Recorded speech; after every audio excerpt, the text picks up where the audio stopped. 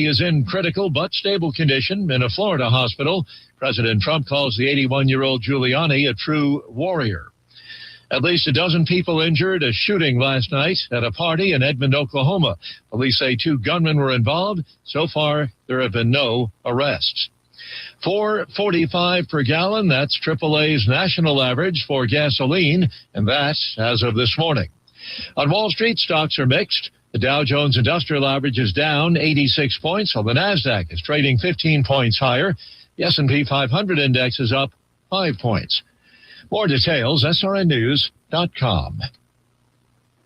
There's a moment nobody talks about with weight loss. It's the moment it stops working. The diet that worked before doesn't. Eating less stops moving the scale. That's not random. When your body's under stress, it slows your metabolism. That's why quick fixes eventually fail. At PhD Weight Loss, they focus on restoring your metabolism. And right now, when you call and mention Mike G, you'll get 2 free weeks, and they'll pay for the cost of your food. Call 864-644-1900. That's 864-644-1900. Or visit myphdweightloss.com. Hi, I'm Kirk Cameron. Is health insurance eating up your budget for 2026? If you're looking for ways to better steward your finances, consider this. Christian Healthcare Ministries is a health insurance alternative at half the cost. As a ministry, CHM allows you to share the burden of medical bills with other believers. Join CHM today by visiting chministries.org/wellness. That's chministries.org/wellness. And does not necessarily represent the views, opinions, or endorsements of Signalville Media Partners, its affiliate stations, or its advertisers. Welcome to Taking Care of NC, the program dedicated to exploring the issues, opportunities, and challenges shaping the great state of North Carolina. Join your host, Representative Jeff McNeely, as he delves into meaningful discussions about politics, community initiatives, and the people working to make a difference. Whether it's tackling local concerns, highlighting state achievements, or addressing pressing legislative matters, this show is your go-to source for understanding how North Carolina is growing and thriving. Stay tuned as we kick off another insightful episode of Taking Care of NC. Got me live. I'm here. All right, it's good to be back. Sorry I've been gone, been here, been there, been everywhere. Well, I think that's a Johnny Cash song, wasn't it? I've been everywhere, man. And had a chance to go to Talladega last weekend, and I just couldn't turn that down, but I couldn't get back to North Carolina in time for the show, and it was good. They had the big one. They have it every time. They had the big wreck. Unfortunately, out of about probably 7 drivers I had, 5 of them got gone in the big wreck. So there you go. That made it for kind of an uneventful afternoon after that, but it was still a heck of a good race, and it was fun to watch and good to be there. Bucket list. Hey, real quick, got my guest on. We'll go ahead and bring him on. I got Representative Dr. Grant Campbell. Let me see if he's there. Hey, Grant, are you there? I got you, brother. How are you? Hey, man, I'm doing well. I hope you are. Doing great. All right, go ahead and tell everybody, who is Grant Campbell? Give us a little bit about who you are. Well, I'm a freshman member of the North Carolina House. I say I've been an elected official for about 15 minutes. I represent parts of Cabarrus and Rowan County. My background, I've been a practicing physician, an OBGYN in my community for over 25 years, delivered over 7,000 babies. Wow. And spent 9 of those years as trauma surgeon in the Army Reserve, and had what I call 3 government-sponsored vacations, 1 to Iraq and 2 to Afghanistan. Well, we thank you for your service, and a family, man. Got wife, kids, so you're doing all this and trying to keep all the balls in the air at one time, and that's a heck of a thing. So we appreciate your service to our country, both in the military and now in the state North Carolina House. So glad to have you on the show. Bringing Grant in. We passed a Medicaid bill, and let's go into Medicaid, because this, in my opinion, in North Carolina, like every other state, it's kind of gone wild. A lot going on, and we've got to get our hands wrapped around this, and our head too. Make sure that this may be becoming one of the biggest things in our budget, more so than education, even if we're not careful. Well, Jeff, you're 100% right. And I think that's why I got so interested in this, is that you said it perfectly. This is growing at such a rate, it's going to overtake everything in the budget. And I'm not saying that it's going to overtake it in 10 years. It could overtake it in a couple of years. And so we've got this growth of spending with Medicaid that just, quite frankly, is not sustainable. So I kind of took it upon myself with some of the other colleagues with some interest in healthcare to say, we've got to find ways to make this leaner and more efficient, because I believe in Medicaid. We're helping people, but we've got to protect it by making sure they clean their own house better than they're doing currently. Well, I guess it was 21 or 22. I'm trying to think back when we expanded Medicaid. It wasn't 23, I don't believe. I want to say it was 22, the short session, and we ended up, we put it off and fought it, and then it just got so vicious with the federal government going back and forth on reimbursements, and it was growing then, coming out of the pandemic and the whole 9 yards.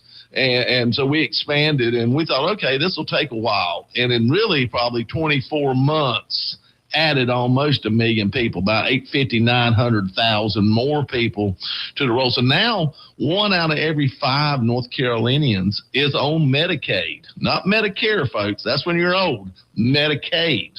So I don't know how many we have combined both on Medicare and Medicaid in North Carolina. It might be 50%, Grant. I ain't sure. Well, I tell you that I think one of the biggest numbers that I can tell you about Medicaid is the number you need to remember is almost $40 billion. That's the North Carolina budget. Now, look, about 2/3 of that's federal, but the rate that this budget is growing for Medicaid, it's going to eat up pretty much all what we call discretionary spending by the budget very quickly, which means that we'll look at state employees and say, we want to give you another raise, but it's eaten up by Medicaid. We want to give more for classroom materials, but it's eaten up by Medicaid. We want to do more for veterans assistance or things like that, but it's eaten up by Medicaid.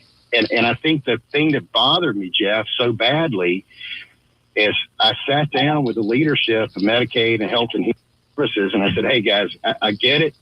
This is what you're asking for. This is what you need to stay afloat this year. But tell me, what are the things you can do to get more efficient? What areas of waste and fraud are you finding that you can work on? And they look at me with a straight face and they go, Grant, we're on a nice edge. There is no inefficiency here. There's no fraud here. There's no waste here. And, Jeff, you and I didn't fall off a turnip truck. And if it's a bureaucracy run by the government without waste and inefficiency, well, I think we've discovered the first one in history.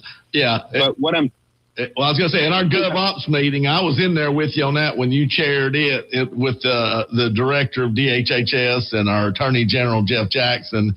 And, they made it sound like, hey, it just is what it is. It don't have to be what it is. It just is what it is. Yeah. And you're 100% right. And I just told them, I said, guys, we will work in good faith with you to get you what you need to take care of people that need health care. But you have got to clean up your house. You have got to dedicate time and efforts into finding things that are not working properly and get them fixed. And Jeff, you touched on it perfectly. That oversight GovOps committee meeting, you know me for a while, Jeff. I don't like to bark at people. I don't like to fuss at people, but I felt it was necessary because every time I met with them, they were just saying we are the perfect model of efficiency without waste. And if I'm not asked, I understand that there are people that might be using more health care that's needed. I understand that health care expenses are getting more expensive, but any organization that's in that space that doesn't constantly look back at things to say, all right, what programs are we not doing well? What programs are wasteful? Where's there fraud? And eliminating that, no organization can survive. And what I don't want to see is 5 years from now, the entire Medicaid program is collapsing because no one in HHS or Medicaid took the opportunity to say, we got to make this leaner. Well, and let me ask you this, because I medical, the medical field is not my expertise. I'm ag, I'm transportation, I'm a lot of things. But I'll tell you right now, I may have slept in a Holiday Inn Express. I am no doctor. And so did we get the work requirement into Medicaid through the federal side, or is that still in limbo? Was that just an executive order or a presidential wish? Because I don't think it's in there, is it yet? Well, what it does is it says that whatever requirements come down from the federal government, that we will participate that to the maximum allowable. And let me kind of explain that a little bit, because a lot of people, especially in HHS and some of our Democrat colleagues, really push back against us on this work requirement. Oh, yeah. But let's talk about what it is. All right. This is requiring certain members receiving Medicaid, not everybody. This is adults from 18 to 64 years of age, and there are exceptions. If you have young children, if you're disabled, there are several things that would make you exempt from this requirement. But if you're not exempt, all it's asking is 20 hours a week of work, getting educated, or even volunteering. 20 hours a week. Is it a week or a month? I thought it was a month that they only had to do like 20 hours. Is it a week? Okay. That's good. 20 hours a week. That's good. And I agree that's good. And what I tell people when they come to me to complain about that, I say, listen, if you're able-bodied but you need help with Medicaid, then we're going to get you the help. But if you're able-bodied, you've got to have skin in the game too. Yeah. And I cannot look back at my constituents that are working. And Jeff, you and I both know, if we stop working, if we get health insurance from our employer, we stop working, guess what? We don't have health insurance anymore. That's right. We're asking for these able-bodied folks to work half as much as full-time, and it can even be volunteering or taking classes to keep their health coverage. And I can't look at the people working full-time to keep health benefits for their family to say, I need you to subsidize someone else that doesn't have to work at all to have their health coverage. That's right. That's right. Yeah. Then that was the thing that 800,000 or 900,000 more people we added. Those were the ones that had been, for a better word, questionably qualified. And basically we raised the level of poverty. We changed a lot of the different requirements, and all of a sudden this group that it's almost the people, after a while when you quit looking for a job, you actually fall off the unemployment rolls. So it doesn't really affect when you see unemployment rate. That's people basically that have been employed a year or less looking for something, and not the ones that are just inherently unemployed for years and months and everything on end. And so this is that category. And I'll be honest with you, Grant, I actually went with his folks when they first wanted to expand it. I wasn't really tickled in it, but I actually worked a deal where the counties were going to get $50 million a year to help them with inmate medical issues, because once you get arrested in a county, all of a sudden you're a ward of that county, and if you need any medical assistance, and I ain't talking about when the officers rough you up, but I'm talking like if you have cancer or if you're pregnant, the county's on the hook for that, and they don't have an insurance program to cover. They pay full cost, and so I worked a $50 million deal, and it went over to the Senate. When it come back, we got in a rush. They got to pushing us. You know how it is down there. All of a sudden there's a vote. Yep. You got to vote. And so I'm digging through a 100-page document trying to find my $50 million. And I asked the rules chair then, I said, is that still in there? Yeah, it's in there. Just go ahead and vote. Go ahead and vote. And so when it come time to do the second vote on it, I voted yes, because I'm thinking, but I kept looking and I couldn't find it. And I finally go back to the rules chair and I said, I can't find it. You show me where it's at. And he goes, Well, it may not be in there. I don't know. But go ahead and vote yes anyway. And so I was like, no, you took my deal away. That's the only reason I did this to start with. I don't like the plan, but I thought it might end up helping the counties out. I was willing to do that. And so I voted no the third time. So I think I had a lot of reporters call me up and go, why don't you vote yes on the second vote and no on the third vote? And there's the reason, folks, it's out, in case I hadn't told you. But so it was contentious, say best. There was about probably 25, 30 Republicans did not vote to pass it. Of course, all the Democrats did and enough Republicans did. And Roy Cooper couldn't wait to sign it. And so here we are now, and we're on a runaway train. And we're going to do stuff to help with fraud. But some of this, I don't know, it just keeps building. And it's like people keep figuring out ways to show up to become a provider. And I'm not sure if we can really document a lot of what they say they provide to even prove if they were fraudulent. It's tough. You're 100% right, Jeff. I mean, that was one of the reasons we were doing that in GovOps is some of these programs in Medicaid, even if they're well-intentioned, they're written by HHS in such a vague, bad way that it not only allows fraud, it almost invites it. It does. It does. Like, I'll tell you, there's one that I'm looking at now. I've kind of shifted from ABA therapy to something called Certified Peer Support Specialist, which, if it's done correctly, can be very helpful for helping people with substance abuse. But the problem is they write the policy, and to get qualified as a provider, which means you can bill for these services, it had stuff like you had to have lived experience in it. You had to be familiar with it. No certification or anything like that. Yeah. And that $15 million fraudulent operation in Charlotte that I brought up was a lot of it was based on that. And, I giggle now because a couple of the things that went viral from that hearing, one of them was when I asked about that Certified Peer Support Program. It's like, well, if it's done right, it can be very helpful. And if, and I kind of said without thinking, I said, look, if can be the biggest word in the English language. And I said, if my grandma had wheels, she'd be a bicycle. There you go. And I'm not talking about what if is, I'm talking about what is actually happening. And there's just so little oversight and for people doing this that you've got to mind your house or this expense is just going to explode to the point we can't even fund it anymore. Well, and let's talk a little bit about that Cedric Dean, because, here's a person, I think he was in jail for approximately 20 years on everything from, I think, breaking and entering, maybe assault. But then the big thing was a huge drug conviction where he was, one of the leading drug pushers in that area. Gets out, starts sounding like he's doing good. Elma Adams really pushed him. I think even invited him up to a State of the Union address when Biden was president. And next thing we know, he's running this peer support group thing.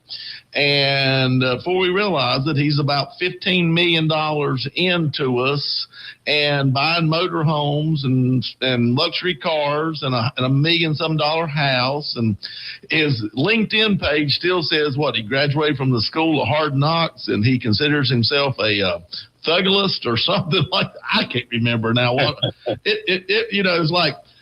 Did anybody vet this person? And is the experience you have to do these peer supports multiple years in prison? Is that part of the box you check or something? We're working. Yeah, I ain't saying there ain't some good felons out there, but I think it's a pretty small dadgum group. Yeah. It's crazy how that went down. And I'll just say a couple things so people understand what a shortcoming this was, is that the fraudulent operation he's allegedly doing is that he would seek out homeless people, especially homeless people with substance abuse problems, and he'd say, hey, I'm going to put you up at some housing. I'll get you some food. All you got to do is give me your Medicaid ID number. And what he would do is he'd put them in these rundown hotel buildings with like 12 people in a single hotel room. They'd give them one small meal a week. And then they would just start billing Medicaid for all of these services that they weren't doing. And he racked up, you said it, he was living the good life, and he was smart, because once he started doing it, he started donating to certain politicians to get allies. And you're exactly right. He was Alma Adams' personal guest to the State of the Union. He donated to some local Charlotte politicians as well. And you were close. He says that he has a doctorate in thugology. That's it. And he is a professional thugologist. And I even said during the hearing, I went to medical school and I can never find in the curriculum the specialty of thugology. So, I have seen somebody that is that, but I have never seen a diploma on their wall. But here's the other crazy thing, Jeff, is when he finally got caught, was it North Carolina HHS that caught him? Mm-mm. No, it was the FBI. Yeah. And so a lot of times the attorney general will come up and say, we caught this and we caught that and we did this. And I asked him, I said, when you say we, what do you mean? Because this was federal people that found this. Don't jump in front of the parade now that it's popular. One of the problems we've got is no one in North Carolina is looking. Well, and we sat there at that hearing, and he wanted more money and people to put into this digital, whatever it was, digital mining. So I guess but we had people on our staff. We had legislative assistants just randomly pick some and then go Google where this was. And one of them was like a rundown shack on a deserted street in some little town, something down east, and they had gotten like $8 million, and you could tell there was nothing going on in this place. I mean, it was like boarded up, but that was their physical address, and they were supposed to, I think, be doing all kind of repair work for the elderly and for the sick and the whatever. I don't know what they were doing. I got a good feeling I know what they were doing. And we put that Jeff Jackson, and he didn't even say, oh, we'll look into that. He just goes, well, we just don't have the manpower to do these things. We need more. So, but I mean, how hard is this sometimes? Just start at A and go to Z, and let's just check it out. The 177 of them, I don't think it's that hard to check. Well, in the data mining, I think there's a place for it. Yeah, it would be great. Data mine to find that you can find out people that are billing at way higher rates than their colleagues. But what I've decided is I think the best way, I think that there's room for data mining, but I think it would be far better idea to let people outside the castle walls be the ones that do that. And I think our friend, the state auditor, Dave Bolick, is the perfect person to do it. They're not invested in HHS. They're an outsider, and they can look at this objectively. So part of this bill is not only enabling them to go inside the walls and start looking behind the curtains, but it gives them the funding to do it. And, you're right, Jeff. How many times a day we will find a problem in Raleigh, and every bureaucrat's like, I get it. It's a problem. All you got to do for us to fix the problem is give us more money. That's it. That's the solution for everything. It is. Put more men on the job, or women, or both, or whatever. Hey, all right, real quick, because it goes by fast, man. I swear it does. We got about 5 more minutes or so, something like that, maybe 6 tops. All right, let's talk about autism, because this is the one. I think this is the next place where we're seeing this ungodly jump. 3 years ago, we were like $10 million, I think, spending on Medicaid autism. Now we're $180 million or something like that. I mean, we're in the 300 million range now. Well, I like to be conservative. But and we're heading to $1 billion in a hurry. $1 billion. That's almost it'll 10 million, also $990 million increase, maybe in 5-6 years. Something don't change real quick. I mean, that I've never seen anything like that. And I know there's kids out there, and I know there's issues, But my goodness, what's going on? I do not know. Well, and look, ABA can be very helpful for autistic kids, but again, it's a perfect example of them writing a policy so vague and so poorly looked at that invited bad actors into it. So we actually included stuff in the Medicaid bill where we set guardrails for how to do this therapy. So basically what it will do is the bad actors that are in the space that are charging tens of millions of dollars for ineffective treatment, Exactly. It's going to make it where it's not worth their while to be in North Carolina. So just the things we put in the Medicaid bill, I think will probably save the state somewhere between $200 and $450 million. And look, I'm a believer in ABA. My son works with autistic kids, and it's the good actors in that space that I met with that they said, hey, the restrictions you're looking to do, we welcome that because we're doing it the right way. So we're rewarding the people doing it the right way. Just making sure the bad actors can't bill the state, because you're right, in a 5-year period, we've seen over a 1,000% increase in Medicaid spending on that one program. And that was up in Minnesota. That was kind of where the nose of the camel went under the tent. That they were, and I think because it's one of those things. How do you measure? It's so hard to measure whether you're success.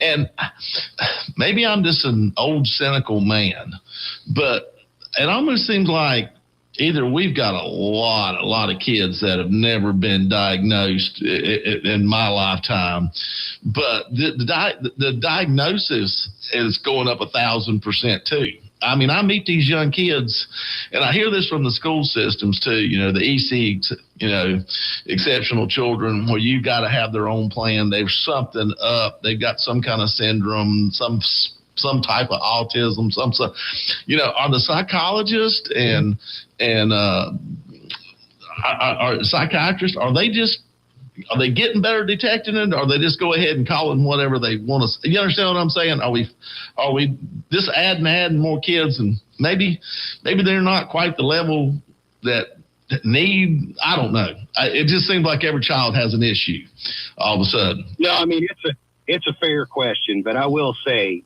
to be fair, I think that a lot of this rapid increase in diagnosis is until probably in the last decade, we just really didn't have any effective therapy for autistic kids. And now that we do, so sure, in any realm, there can be overdiagnosis, but I will say some of that, probably a majority of that increase in diagnosis is legitimate. It's just no one was aggressive in diagnosing it in the past because they really didn't have anything to offer them. Mm-hmm. And so I'm all for getting these kids the help they need, or even autistic adults. I don't deny nobody. But, but if we don't push these bad actors out, we're going to lose the ability to do it the right way, and then no one gets help.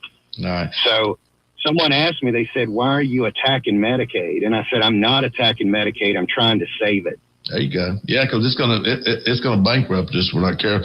All right, real quick, we got about a minute or so. This one I know is near and dear to you. It was kind of at the top of the bill. The Veteran Children Scholarship. You've been ex-military. I know this one was kind of one of yours. You really honed in on. Just give us a little quick rundown. The program had a great idea, but horribly administrated. That is correct. It was. And I feel like a giant dummy because as a wartime veteran, I didn't even know about it when my kids were in college. That's another story. The world's best kept secret. There you go.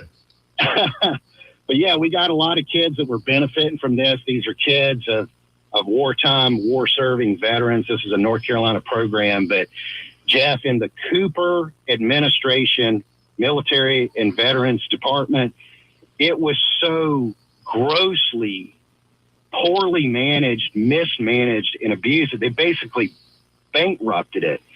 And so I get sworn in, in January is my first term, and in February I'm finding out that they've shut this program down, including kids that already had rewards promised to them. So what we did is, there's a difference between meeting needs and enabling bad behavior. So I said, look, I'll get you your funding back, but it's got to go under a different umbrella. So we moved it out of that department to a different department and then fully funded it. But we wanted someone else minding the store than the people that messed it up last time. So I'm proud we got that back in there, and I feel much more confident it's going to be run in a way that respects the kids that deserve it and also respects the taxpayers that are funding it.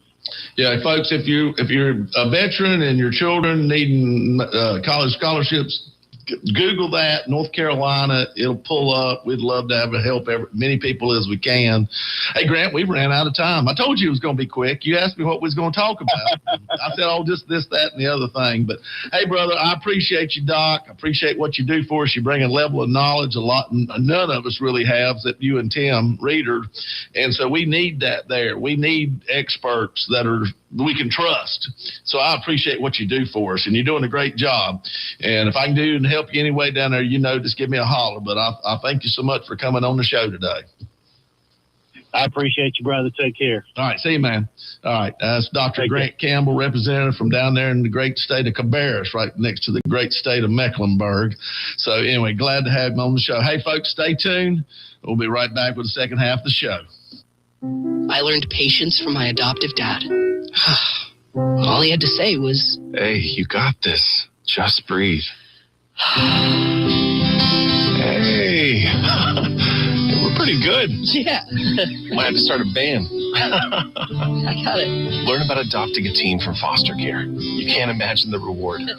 Visit adoptuskids.org to find out more. This message is brought to you by Adopt US Kids, the U.S. Department of Health and Human Services, and the Ad Council. Hear that? That's the sound of your life. Perfectly imperfect. Beating in rhythm to the world you've created. But every time you drive after drinking, the music gets drowned out. Your life sounds pretty great. Don't let a buzz ruin it. Buzz driving is drunk driving. Don't drive buzzed. A message from NHTSA and the Ad Council. You took the first step and quit smoking, but even former smokers may still be at risk for lung cancer. That's why SaveByTheScan.org wants you to know about a new low-dose CT scan that can detect lung cancer early. It takes only 60 seconds and could save your life. You took the first step, now take the next. Visit SaveByTheScan.org for a simple quiz to see if you're eligible and talk to your doctor about screening. SaveByTheScan.org is brought to you by the American Lung Association's Lung Force Initiative and the Ad Council. All right, son. Time to put out this campfire. Dad, we learned about this in school. Oh, did you now? Okay. What's first? Smokey Bear said to. First, drown it with a bucket of water, then stir it with a shovel. Wow, you sound just like him. Then he said. If it's still warm, then do it again. Where can I learn all this? It's all on SmokeyBear.com with other wildfire prevention tips. Because only you can prevent wildfires. Brought to you by the USDA Forest Service, your state forester, and the Ad Council. All right, back here with the second half of the show. If anybody would like to holler in at us, please call 704-873-9929. That's 704-873-9929. Hey, just real quick, getting in here. Medicaid has been the hot topic for this last month in NCGA. If you want to go on and read it, it's about 70 pages long. HB 696 was signed into law, so the governor took it. You know, we were counting on him to try to help us with some stuff during the interim, and of course politics got in the way, and he decided he'd go about trying to shame us, and ended up backfiring in his face when they found out how much money in the audit was laying over at DHHS. They told us they were broke, and they had about $340 million. But we did come up with $319 million, which we thought we only need. When we adjourned for the couple months before we get this budget done, I think here in May, we thought, well, it's going to take about $220 million to do it. No, it's $319 to get us to the end of June. That's how much Medicaid has blown up on us in the state. And it is going to end up being, it and education are going to end up before it's over with. If we don't do something, fighting for the number one spot is how much we spend in our budget. And education, believe it or not, teachers and everybody else out there, is about 53% of the state budget. So look out. Here comes Medicaid right behind it. And, you know, we're going to have to stop the fraud. That's going to help us a lot. And that's going to cut down on some of the stuff going on, just like Grant said. But sadly, according to Attorney General Jeff Jackson in our meeting, we can only go after the providers, not individuals. And this is federal. So if we got an individual that's out there bilking the system in some way or another, we can't actually go after them. And I think this is kind of crazy. All cards should be on the table of what you can do. I mean, let's have the people who are participating in the program suffering consequences if they're doing something wrong, the same as the providers. And if you start that, then everybody's maybe going to say, hey, is it worth getting this whatever I'm getting a month or whatever benefit I'm getting versus jail time? And I know we don't put a lot of people in jail for these things. We should start. We actually did do some jail time for the people that got caught in the fraud. There was another one down in New Bern, and it was about $12 million. There's 4 or 5 different people down there, and one of them, I think, was even from out of state in Texas that worked up a deal and was bilking us pretty bad. And back again, it was on substance abuse, and those are so difficult to track what they actually do for them. You can't find the drug addicts themselves to find out if they're getting help or not. They're transient, they're moving, so it's like hitting a moving target. Pretty daggum tough, but you know, we got to do it now. So we're working on that. Let me see if I can find my thing. So like I said, if anybody wants to call in, 704-873-9929. Give us a holler. Love to hear from you today. Been gone a lot, so I ain't got to talk to you. Real quick, did want to hit on this. Watch the Kentucky Derby. I always love, being in the feed business. I guess I got an affinity for horses. I think they're beautiful animals, one of the most beautiful animals God created. And watched the Derby on Saturday, and dadgum, that horse, Golden Tempo, nobody had him picked for nothing. He was in the back of the pack. I don't know if I've ever seen a horse close in that last leg like he did. It was amazing. It was amazing. Hey, and just looking at the different things out there, woman trainer, first time ever woman trainer winning the Derby. So a lot of things going on. I think the best horse in the Derby was Renegade. And, of course, the numbers showed that. They had it as a favorite, but they put them in the number one stall. And sometimes being the favorite is a detriment because you're in the number one stall. As soon as those horses go, everybody heads to the rail. And he got beat up a lot and finally broke out. Did come in second, but he got beat all the way down the track being on the inside from the get-go. So kind of interesting how this thing all works. Too many horses. There's too many horses in the Kentucky Derby race. 20 horses and an outrageous amount of horses. It's really not safe, y'all. They need to trim it down. Should probably be no more than 15 max, really, tell you the truth. And that one, Great White, she wouldn't get into the stall at first, and it upset the whole apple cart. And y'all don't realize some of the greatest racehorses in the world never ran a race because they could not have the temperament to get into the stall for the start. They're very hyper, and some just never make it into the stall, especially if there's another horse beside them. Both sides, they just freak out. So it's really hard. You breed these horses, and they're so high-strung that some just can't perform, even though they're awesome athletes. So it's just wild how it works. All right, enough of the Derby, though, just letting you know. So get back real quick here. State board identifies deceased individuals on voter rolls through this federal database. So the North Carolina State Board of Elections has identified approximately 34,000 deceased individuals on the state voter rolls following a comprehensive data comparison with the federal systematic alien verification for entitlements. SAVE. Have you heard SAVE before? The SAVE Act? This is part of it, this database. There was one out, and the acronyms were ERIC. I can't tell you what it was, but we joined it for a hot second and got out of it, because then we started realizing that it probably wasn't very secure, and we seemed to have an issue. We felt like a lot of the blue states were in ERIC, and you had to share all your voter information, and sometimes that means you put stuff out there where they can find out who's voting and who's not, and all of a sudden everybody's voting. So we've entered into this, and this is ran more by the federal government. And so anyway, not saying this, but, as of April 17, 2020, the state board submitted about 7.5 million voter records to the SAFE system, part of the initiative to strengthen the accuracy and integrity. The discovery came as an added benefit to the state board's ongoing efforts to verify citizenship of registered voters. The primary goal of comparing voter registration records with the SAVE database is to identify any non-citizens on the voter roll.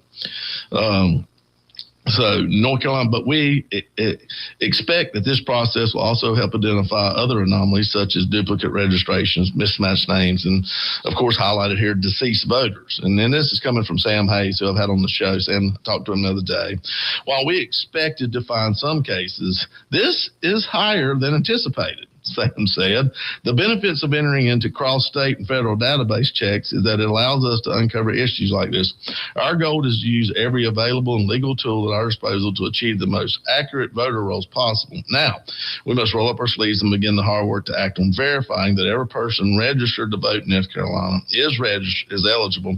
Our team, along with our state and federal, will do what's necessary.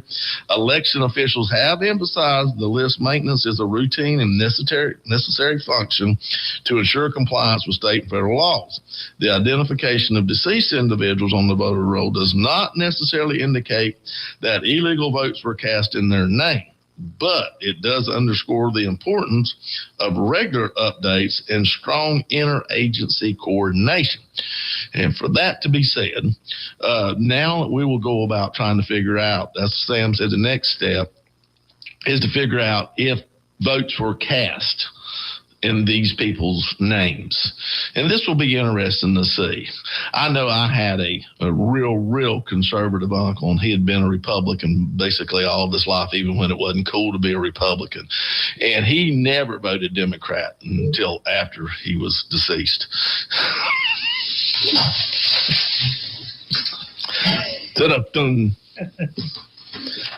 Anyway, moving on. Like I said, if anybody would like to call in about that or anything else, 704-873-9929. All right, quit choking up over there, Ron. Quit choking up. All right, so bill was introduced, House Bill 1089. Brian, and I always have to get this with a kind of a Spanish lingo to it, because that's the way it goes. Echeverria. I think I'm thinking that right. Etch-a-sketch. That's how he always tells me to do. Echeverria. Brian, you'll have to forgive me and have to come on the show and teach me how to pronounce this. I have to get you on there. But down out of Concord area, Cabarrus also introduced a bill. And basically, there's been a lot of talk about property tax. And you heard, here the other week, I think county commissioner, some of the county, I think Troutman, a lot of them put forth resolutions saying, don't mess with us, let us do our own thing. And I get you. Been a county commissioner. I feel like y'all are elected just like I am. But this will be on the ballot if it passes. And when I say that, come November, and it's an act to amend the Constitution of the state to require the legislature to enact property tax levy limits. Now, it doesn't really go into detail. It just talks about property tax purpose, limitation. The General Assembly shall not authorize any county, city, town, or local government to levy tax of property except for the purpose of authorizing by the general law uniformly applicable through the state unless the tax is approved by majority qualified voters of the unit who vote thereon. The General Assembly shall enact general laws limiting the amount by which the levy of tax property may increase, which may include exceptions.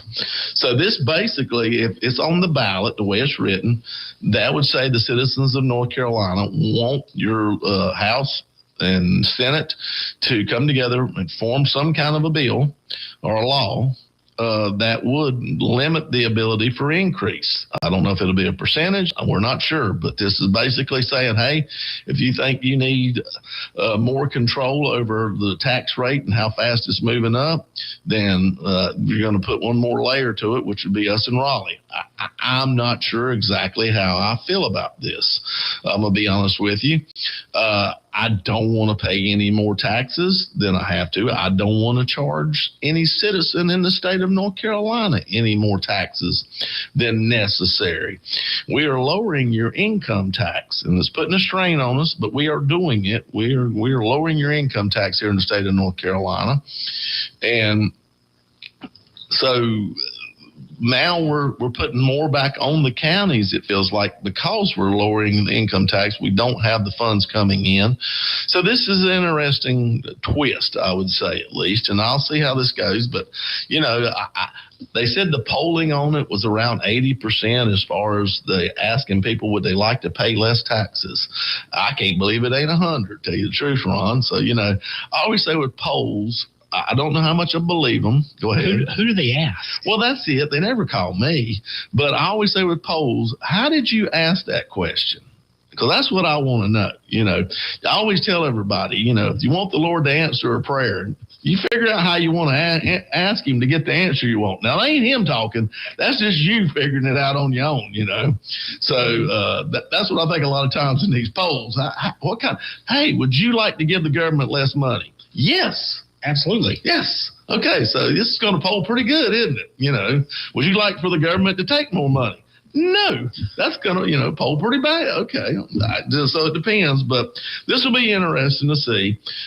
You know, I guess the real question that a lot of people have, and this is what will be answered if, and that's a big if, this gets on the ballot in November, you know, do people think that their local representation, their city councils, town councils, county commissioners are out of control, maybe? I don't even know if that's a good word. You know, I will tell you this. The County Commissioner Association come and lobbied us the other day, and they brought a bunch of legislators in. Most of us were ex-county commissioners, now state house reps or senators. And, you know, COVID had a reverse effect or in a lot of different ways on a lot of different things. But there was a lot of federal money came down to the counties and the cities and towns even.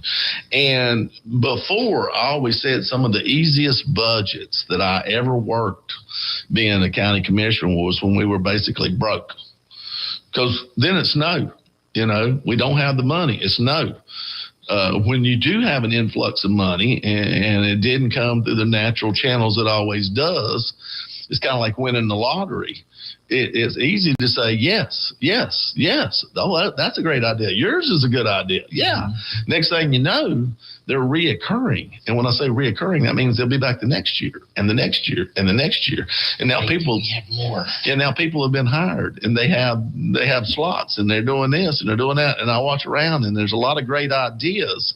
But you got to understand, with every great idea, when I was sitting in the seat of county commissioner, anytime I said yes because I knew we were broke, I had to know where the money was coming from. In other words, okay, if I say yes to this, do we have some kind of special tax? Do we have a fund? Mm-hmm. What puts money in there to say yes to it? If not, we've already associated about everything with the funds we have. So either we're going to have to go up on it or we're going to hope to increase more sales tax to get more money that way or something. So I always say, if I'm going to give it, I got to know where it's coming from. It can't just come out of the pocket because the pocket runs dry sometimes. So you got to have a revenue stream whenever you make these promises. So this will be interesting to see how this goes. And leaving it like this, I think a lot of people are probably going to vote yes, tell you the truth, because, you know, that's one more layer to make sure things are probably held more in check. So anyway, we'll see how this goes. I'll be curious to see if this bill gets changed around some more so than it is. It's pretty broad and pretty open-ended, but we'll see. All right, so real quick here, got a couple things going on. Roy Cooper, after the first quarter filings, holds a big lead over Michael Watley in fundraising. In the first quarter of 26, Roy raised about $13.8 million. A lot of money coming from out of state. I don't know why people in California and New York State like to see what happens in North Carolina, but they do. You know, it's kind of like the vegetarian. They just don't want to not eat meat themselves. No offense, vegetarians, but they don't want none of the rest of us to eat meat either. So I guess maybe that's the way California and New York is when it comes to sending money to politicians, other states. We want you to be in the same misery we are wherever you're at. I think misery loves company, my grandpa used to say. That's right. So in total right now, Cooper's raised about $36 million. Watley's raised about $16 million. And I'm sure y'all probably are asking, well, why are you bringing this up, Jeff? Because it doesn't sound real rosy, probably from your point of view, and it's not real rosy from my point of view. And I guess the reason I'm bringing this up there is either if you want Michael Watley to win or you don't want Roy Cooper to win, whichever one of those two may be. If you're in either one of those categories, your vote is awesome, but your money is going to do a whole lot more. And I know this sounds a little goofy, but statistics have showed over 90% of the candidates who spend more money win. So I know this is just what you think a politician should say. Oh, he's asking for more money again. Here we go. Well, I'm asking you to believe in who you believe in and what you believe in and to support it. Now, and here's the other thing you got to understand, folks. There's a couple things going on in the dynamics of this. One, if Watley doesn't have X amount of dollars, then Cooper will spend just enough on his own campaign if he feels good about it, or he'll spend all he's got. But what you don't want him doing, and he did this as governor, is sending that money to other candidates to help them win. So now you're talking about a cascading waterfall effect.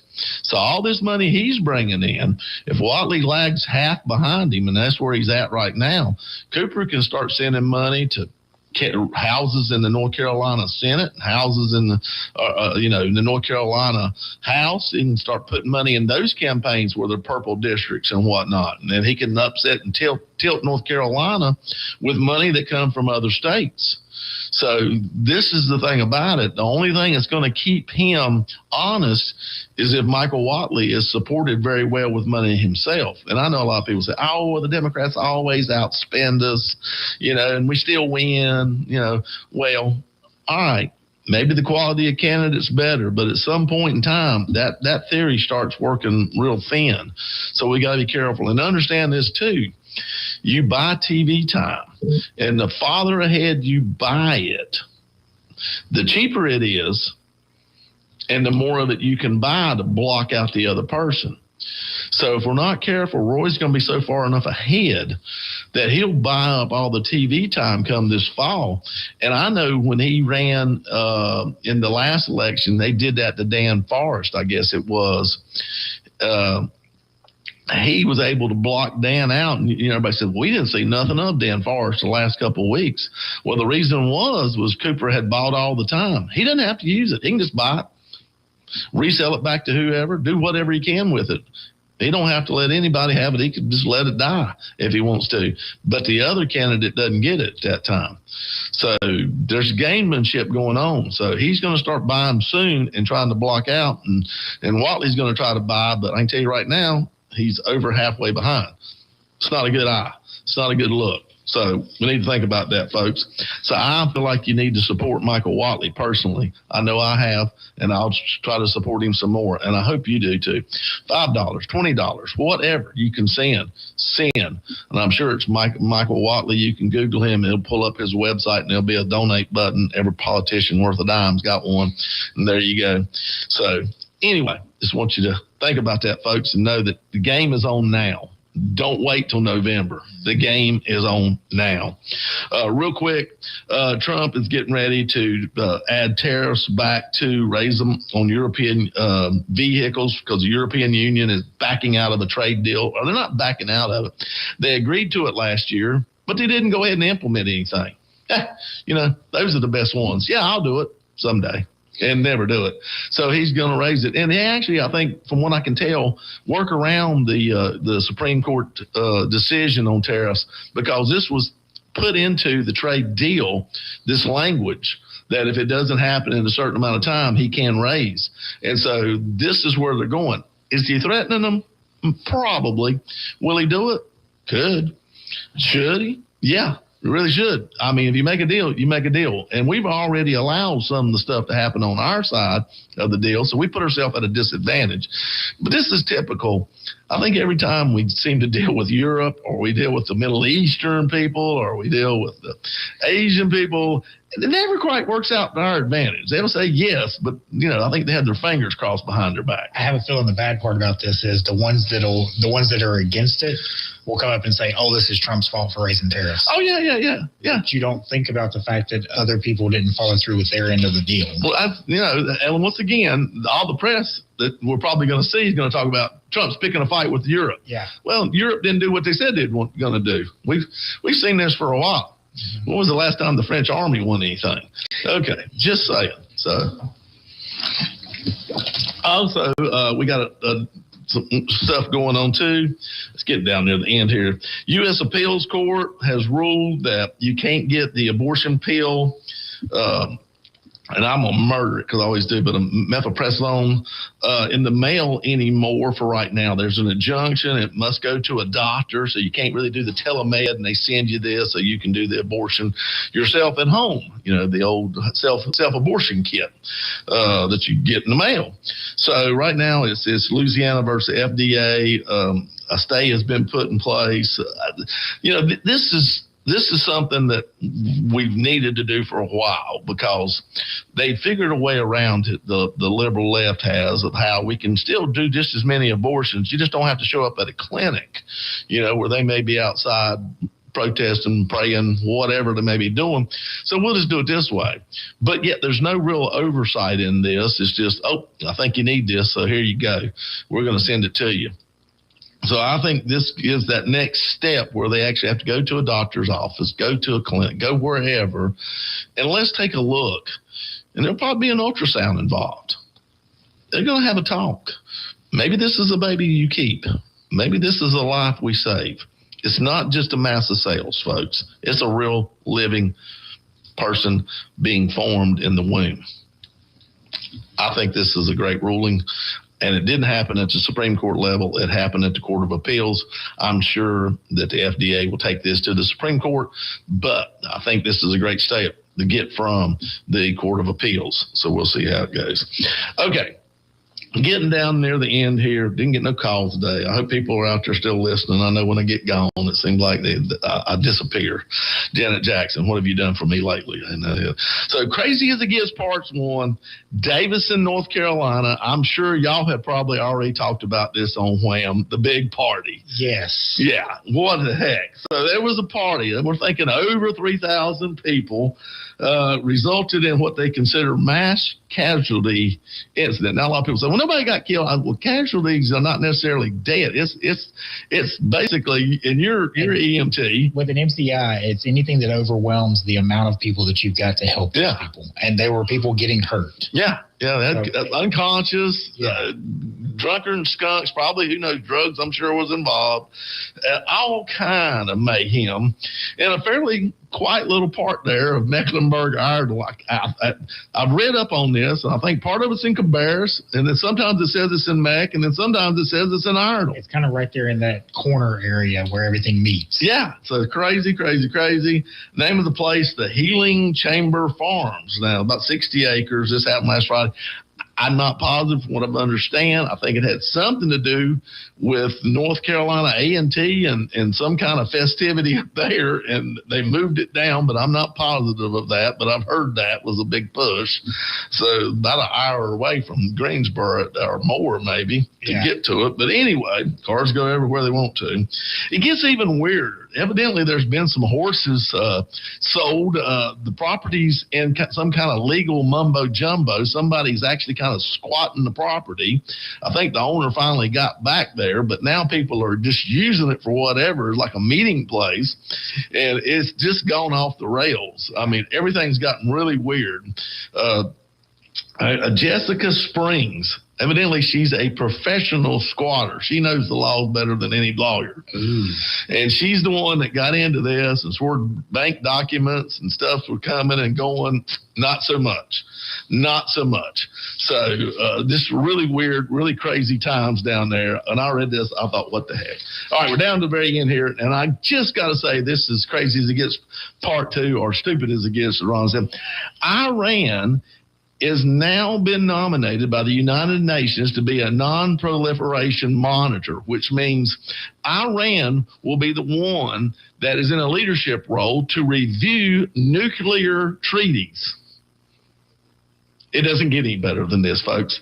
So Iran, the UN is going to have Iran be on the group that sees what countries are doing and if their proliferation and nuclear armament is a good or bad thing. How does that make sense? It doesn't. You can't make this up. The UN has never needed to. The global body chose Iran as one of the 34 vice presidents to review nuclear non-proliferation treaties. The review happens every 5 years. The United States, the United Emirates, and Australia objected. No avail. Iran took its seat. This is the same Iran that last June was found to be in violations, obligations of the non-proliferation treaty by the UN's own nuclear inspection agency. You know what? If you can't beat them, join them. That's all I know. All right, folks. I'm telling you, God is great. We won't say what's good, but people are crazy. They are crazy. Dear Heavenly Father, dear Lord, thank God you're in charge. Thank you, Lord, and watching over us, because we obviously can't watch over ourselves very well. So we need your help every day. Lead, guide us, give us discernment, Lord, give us wisdom. Just help us as we walk through this life. I pray all this in your holy, precious Son, Jesus Christ's name. Amen. Folks, until next week, and I will be here, take care. Thank you for tuning in to Taking Care of NC. We hope today's program offered valuable insight into the topics shaping North Carolina's future. Stay informed, stay engaged, and join us next time as we continue exploring the issues that matter most to our state. Until then, take care, and thank you for being a part of the conversation.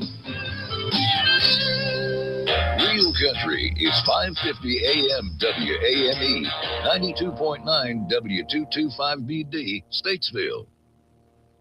When your celebration of life is prepared, it becomes a gift to your family later.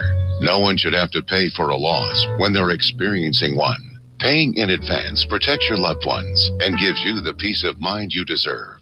Let us help you plan every detail with professionalism and compassion. We're Bunch Johnson Funeral Home, 705 Davie Avenue, Statesville. Call us at 704-873-7223 to schedule an appointment. WAME and Bunch Johnson Funeral Home are proud to present our national anthem, Bunch Johnson, where every detail matters. Call them at 704-873-7223 or stop by their location at 705 Davie Avenue, Statesville for your personalized experience. Oh, say, can you see by the dawn's early light what so proudly we hailed at the twilight's last gleaming, whose broad stripes and bright stars through the perilous fight. Oh, the ramparts we watched were so gallantly streaming, and the rocket red glare of bombs bursting.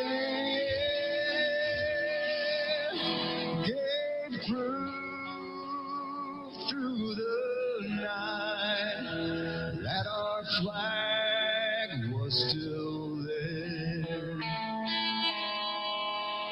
Oh, say does that star-spangled banner